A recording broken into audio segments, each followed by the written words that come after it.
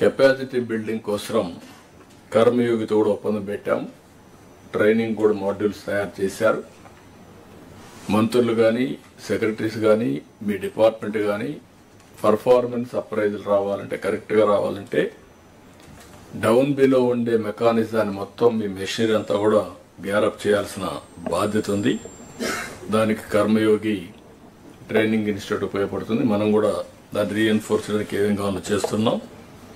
Filed clearance పైన కూడా గవర్నమెంట్లో ఈరోజు ఆన్లైన్ ఫైల్స్ ఉన్నప్పుడు కొంతమంది వ్యక్తులు కానీ, సెక్రటరీలు కానీ ఇండెఫినెట్ టైం 1 year 6 months తీసుకునే పరిస్థితి వస్తున్నారు. 3 months అట్లా.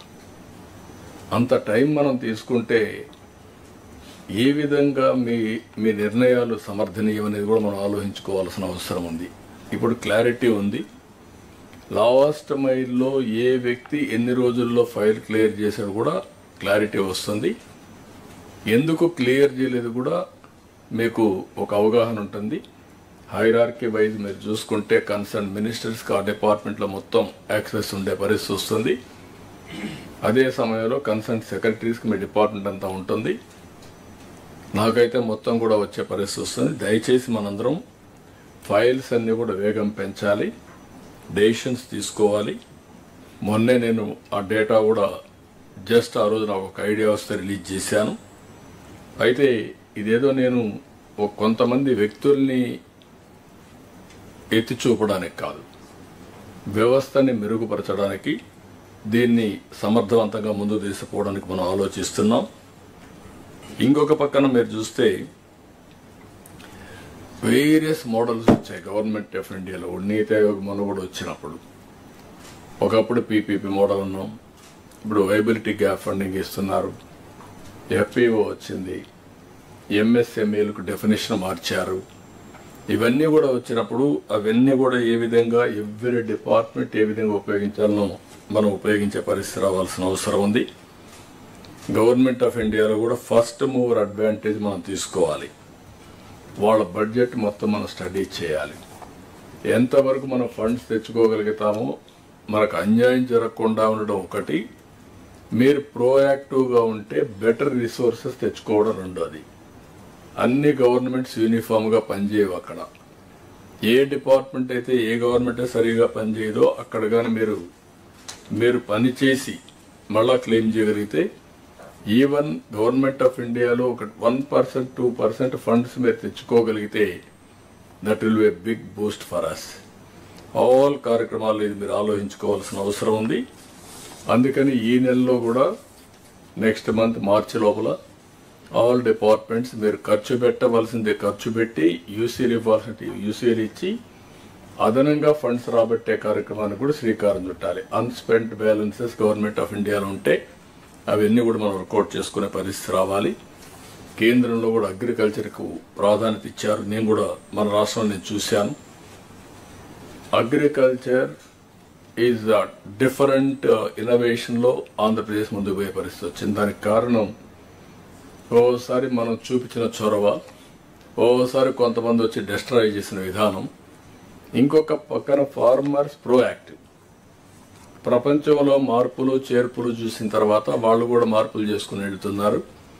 అందుకే ఈరోజు ఆంధ్రప్రదేశ్లో మీరు చూస్తే ఒక పక్క అక్వాకల్చర్, ఒక పక్క హార్టికల్చర్, ఒక పక్క పామ్ ఆయిల్, ఒక పక్క coffee, all commercial crops we are moving forward.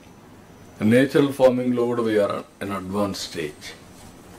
మొన్న కూడా దావోస్లో కూడా ఇవన్నీ చాలా వరకు పాజిటివ్గా వచ్చే పరిస్థితి వచ్చింది. ఇంకొక పక్కన ఈరోజు ఏఐ టెక్నాలజీ ఆల్ డిపార్ట్మెంట్స్లో అనుసంధానం చేసుకోవాలి. 95లో ఐటీ మాట్లాడాం.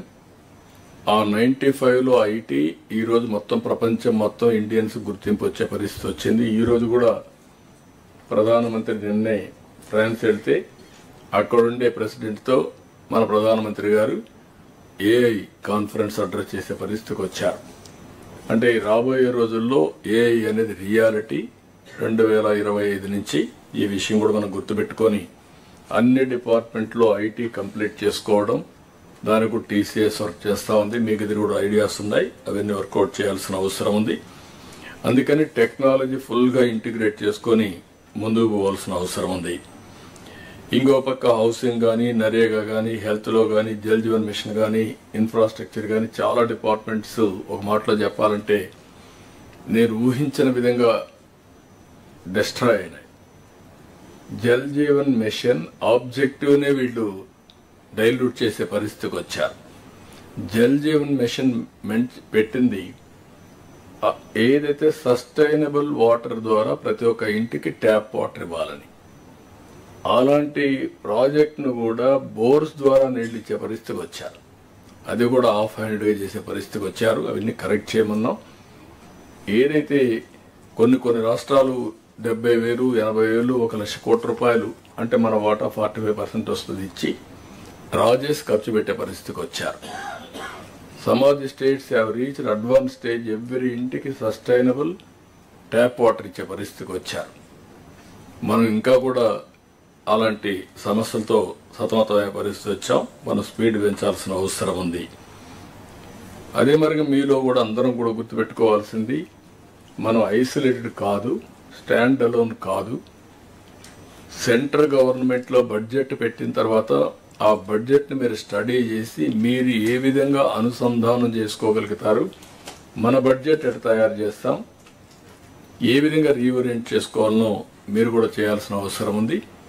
ఇప్పటి వరకు అయితే నేను చూస్తున్నాను, ఇంతకుముందు అంత రొటీన్గా ఈ ఇయర్ ఇంత ఖర్చు పెట్టాం, నెక్స్ట్ ఇయర్ ఇంత కావాలని అడుగుతున్నారు తప్ప మనం చాలా క్లియర్గా ఒక టార్గెట్ పెట్టుకొని ఆ టార్గెట్ని అచీవ్ చేయడానికి ఇన్నోవేటివ్ మెథడ్స్ ఏ ఉన్నాయో అవన్నీ చేయాల్సిందిగా నేను మిమ్మల్ని కోరుతున్నా. ఫైనల్గా నేను మిమ్మల్ని అందరినీ కోరేది ఒకటే,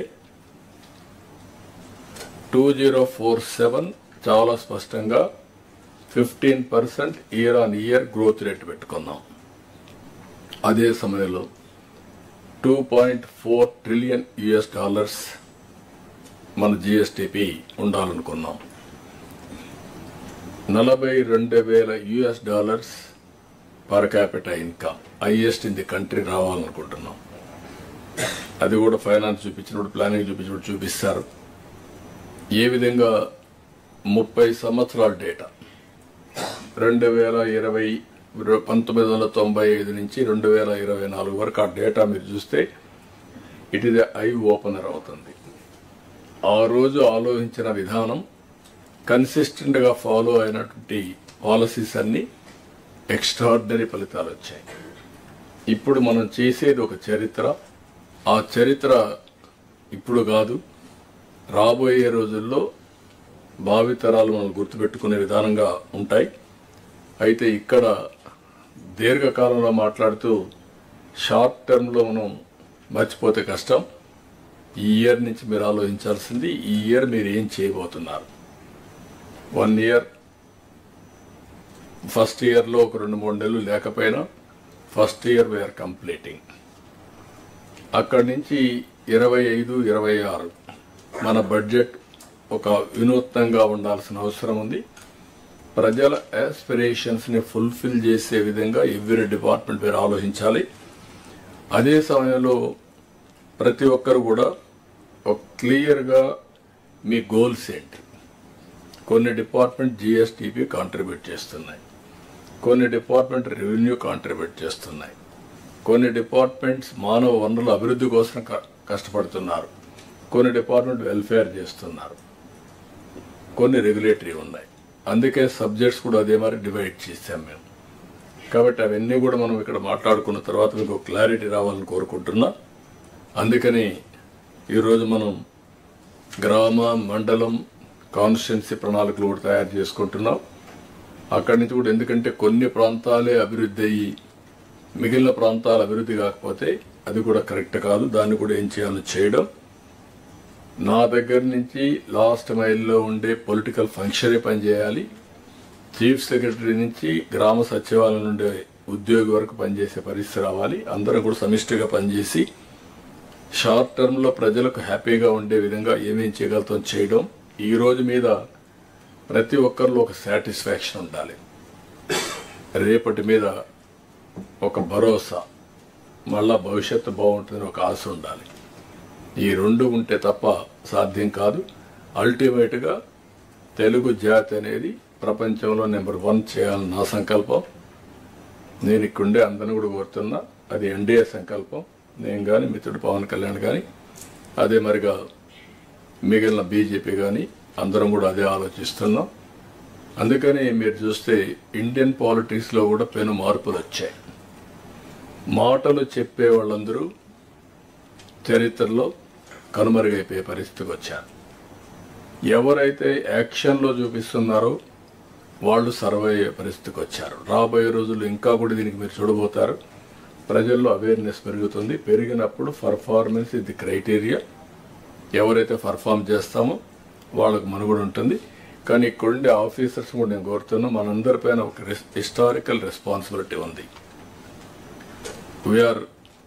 మీరు ఆఫీసర్స్గా, మేము పొలిటికల్గా, మేము 5 ఏళ్ళకి ఒకసారి మళ్ళీ మేము మ్యాండేట్ తీసుకున్నా.